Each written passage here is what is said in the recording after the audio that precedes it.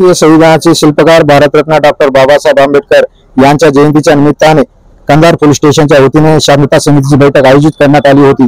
या बैठकीला उपविभागीय अधिकारी सौ संगीवार मॅडम, उपविभागीय पोलीस अधिकारी अश्विनी जगताप, तहसीलदार रामेश्वर गोरे यांच्यासह विविध जयंती मंडळाचे पदाधिकारी, विविध गावचे पोलीस पाटील यांची प्रमुख उपस्थिती होती। या शांतता आज कंधार पोलीस स्टेशन मध्ये आपण शांतता कमिटीची बैठक आयोजित केली होती। त्यामध्ये माननीय एसडीएम मॅडम, तहसीलदार साहेब, आमचे पोलीस निरीक्षक, त्याचबरोबर गावगावचे पोलीस पाटील, वेगवेगळे जयंती मंडळ यांना आपण बोलवलं होतं।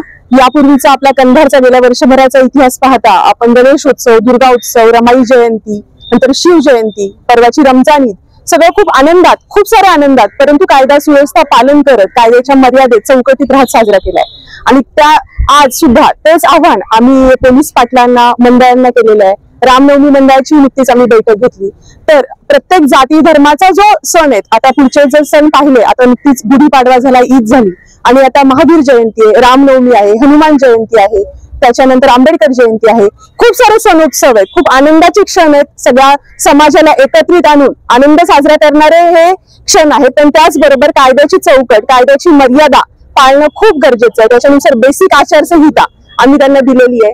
डीजे मुक्त, कुठेही डीजेचा वापर होणार नाही, दारू वापर होणार नाही आणि धिंगाणा होणार नाही, या पद्धतीचे 3 Ds आपण त्यांना चौकट त्याची आखून दिलेली आहे। सगळ्यांना आव्हान करण्यात आलेलं आहे की डीजे न वापरता तुम्ही काहीतरी पॉझिटिव्ह, सकारात्मक उपक्रम आपल्या मंडळांमध्ये राबवा। जसं की वाचन चळवळ असेल, आपल्याच एका कार्यकर्त्यांनी सुचवलेला 18 तास 24 तास सलग अभ्यासाचा उपक्रम असेल, वेगवेगळे चांगले प्रेरणादायी उपक्रम देखावे असतील, अशा पद्धतीनं, किंवा भीमगीतांचा कार्यक्रम असेल, अशा पद्धतीनं वेगवेगळे नाविन्यपूर्ण उपक्रम राबवून जयंती साजरी करण्याचं आवाहन करण्यात आलं। त्याचबरोबर प्रशासकीय लेवलवरती MSB, फायर, नगरपालिका, महसूल प्रशासन आणि पोलीस प्रशासन यांच्या ज्या कार्यकर्त्यांच्या अपेक्षा होत्या, ज्या अडचणी होत्या, त्या आम्ही सर्वांनी समजून घेतल्यात।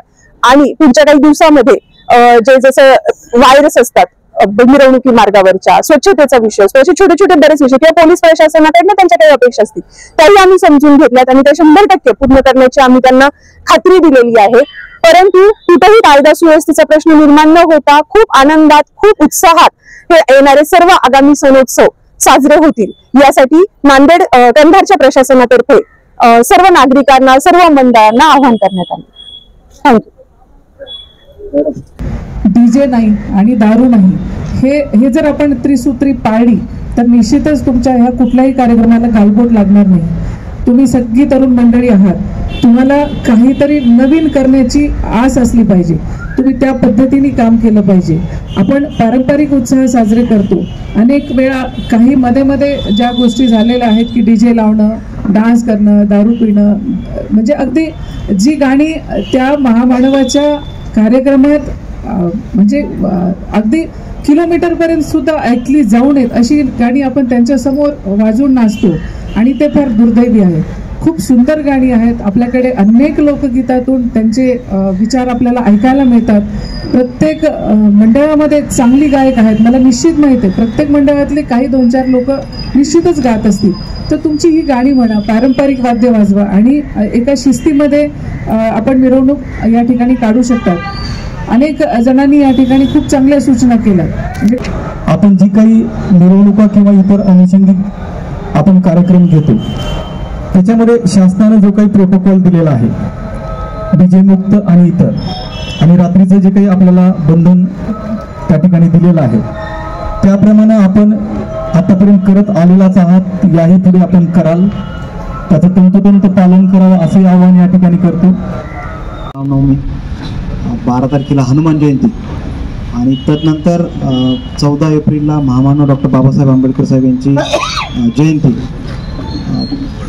आणि कंधार भागामध्ये, ग्रामीण भागामध्ये विशेष करून खेडोपाडी 14 तारखेनंतर 30 तारखेच्या दरम्यान प्रत्येक गावाच्या सोयीनुसार त्या ठिकाणी स्थानिक पातळीवरती बाबासाहेब आंबेडकर साहेबांची जयंती साजरी केली जाते।